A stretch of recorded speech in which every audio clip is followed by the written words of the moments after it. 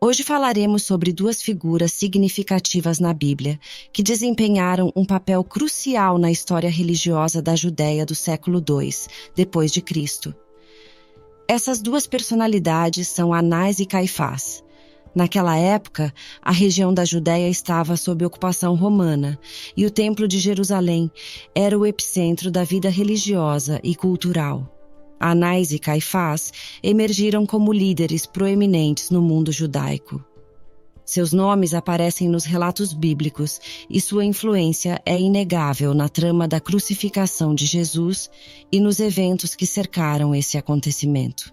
Mas antes de começarmos, já te convido a se inscrever em nosso canal e ativar as notificações para não perder nenhum vídeo. A ocupação romana trouxe consigo um sistema de governo que deixava pouco espaço para manobras por parte dos líderes locais. Isso resultou em uma relação complexa entre os líderes religiosos judeus, que eram responsáveis por manter a ordem no Templo de Jerusalém, enquanto as autoridades romanas buscavam manter o controle político e preservar a paz. O Templo de Jerusalém era o centro espiritual e religioso da vida judaica. Anualmente, milhares de peregrinos iam lá para oferecer sacrifícios e cumprir seus deveres religiosos, conferindo um simbolismo poderoso e um alto valor político para aqueles que controlavam o templo. Nesse contexto de ocupação romana e grandes tensões religiosas, Anás e Caifás surgiram como influentes líderes religiosos. Ambos pertenciam à poderosa seita dos saduceus, que não acreditavam na ressurreição e no juízo final.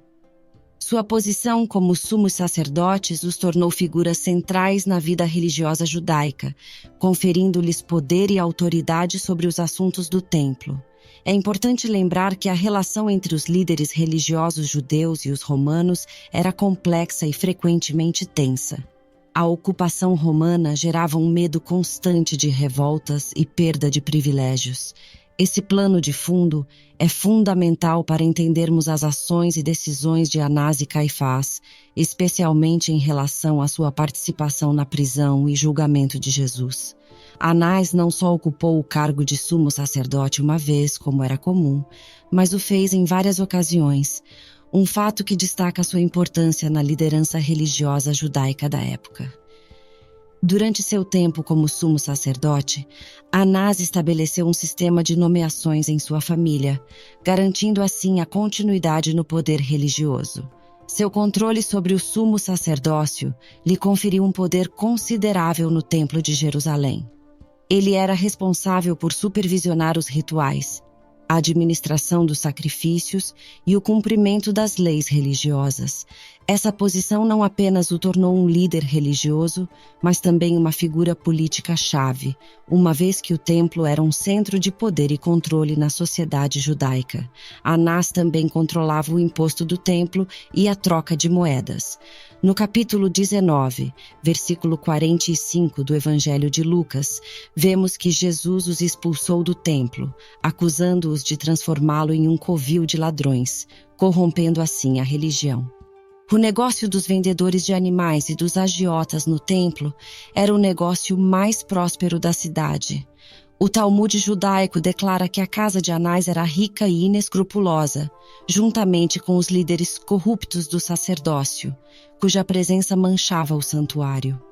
Acredita-se que essa má reputação fosse devida às suas conspirações para planejar perseguições. Por outro lado, Caifás casou-se com a filha de Anás. Ambas as famílias eram ricas e pertenciam à aristocracia. Caifás foi nomeado sumo sacerdote por volta do ano 18 depois de Cristo, e sua designação marcou um ponto crucial na narrativa bíblica. Assim como seu sogro Anás, ele assumiu um papel de liderança no Templo de Jerusalém e na comunidade judaica em geral. Sua relação com Anás é interessante e significativa. Embora Caifás fosse o sumo sacerdote oficial, Anás ainda era visto pelos judeus como sumo sacerdote legítimo. Ele só não era mais encarregado pelas atividades especiais do dia da expiação. A influência de Anás fica evidente diante do fato de que 5 de seus filhos foram sumos sacerdotes, além de seu genro Caifás. Ao se casar com a filha de Anás, Caifás tornou-se parte de uma dinastia sacerdotal que mantinha um controle considerável sobre assuntos religiosos e políticos na Judéia. Caifás era uma pessoa perversa e manipuladora. Ele não media esforços para obter o que queria. Ele não se importava em faltar com a justiça e derramar sangue inocente, desde que seus interesses estivessem protegidos. O comportamento astuto, oportunista e pavoroso de Caifás fica claro na forma com que ele defendeu a condenação de Jesus. Em João capítulo 11, verso 49, ele afirmou que Jesus deveria ser sacrificado para o bem da nação. Mas Caifás não pensava no bem-estar do povo. Suas artimanhas tinham um propósito extremamente egoísta. Essa declaração de Caifás referia-se à crença de que a morte de Jesus evitaria uma revolta e protegeria os interesses da liderança religiosa judaica. A declaração de Caifás funcionou quase como uma profecia, indicando que Jesus deveria morrer não apenas por toda a nação, mas também para reunir em um os filhos de Deus dispersos. O que ocorreu com Caifás retrata muito bem a relação entre a soberania divina e a responsabilidade humana. Ele disse o que realmente queria dizer. Ele agiu livremente conforme sua natureza pecaminosa, mas através das palavras dele, Deus estava cumprindo seus planos. O relato bíblico narra que após a declaração de Caifás, todos no concílio concordaram em matar Jesus. Eles começaram a fazer planos contra a vida de Jesus. Queriam capturá-lo e matá-lo. Eles estavam um pouco preocupados com o que as pessoas poderiam pensar se Jesus fosse preso. Mas Judas Iscariotes se encaixou perfeitamente nesse cenário ao propor trair Jesus em segredo.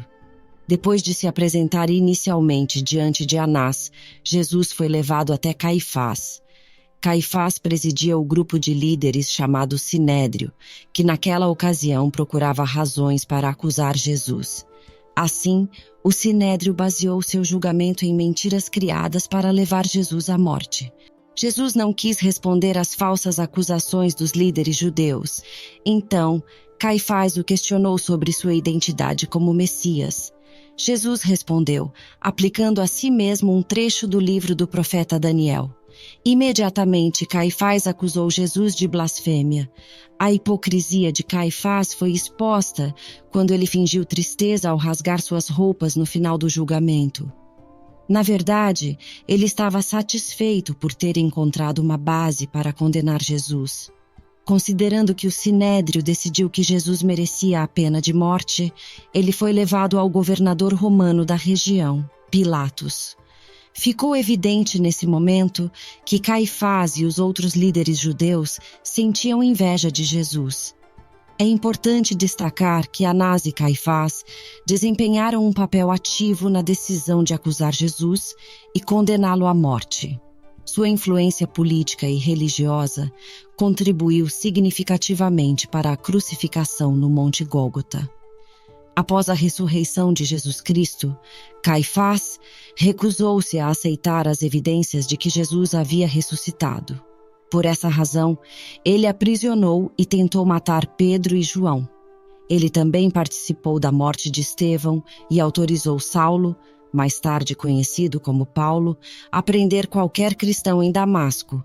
Caifás desempenhou um papel importante na perseguição aos seguidores de Jesus, considerando-os uma ameaça à autoridade religiosa e política da época. No ano 36 d.C., Caifás foi destituído por Vitélio, o governador romano da Síria. Pilatos também foi destituído de seu cargo. A tumba da família de Caifás foi acidentalmente descoberta por operários que construíam uma estrada em um parque ao sul da antiga Jerusalém. Os arqueologistas foram então ao local em regime de urgência e encontraram 12 ossuários ao examinar o local contendo os restos mortais de 63 indivíduos. O ossuário mais ornamentado tinha a inscrição de nome José filho de, ou da família de Caifás. Este era o nome completo do sumo sacerdote que prendeu Jesus, documentado como Joséfos. No seu interior existiam os restos de um homem de 60 anos, que quase certamente pertenciam ao mesmo Caifás do Novo Testamento. A descoberta é importante, mas não podemos afirmar sua veracidade. Anás, por outro lado, tinha a fama de corrupto e de pessoa que cometia excessos em suas práticas religiosas. Apesar disso, após a morte de Jesus Cristo, Anás continuou a exercer sua influência no Templo de Jerusalém. É provável que ele tenha morrido nas mãos dos romanos em 70 depois de Cristo. Você já conhecia a história de Anás e Caifás? Comenta aqui embaixo. Não esqueça de se inscrever no canal e deixar o seu like. Deus te abençoe!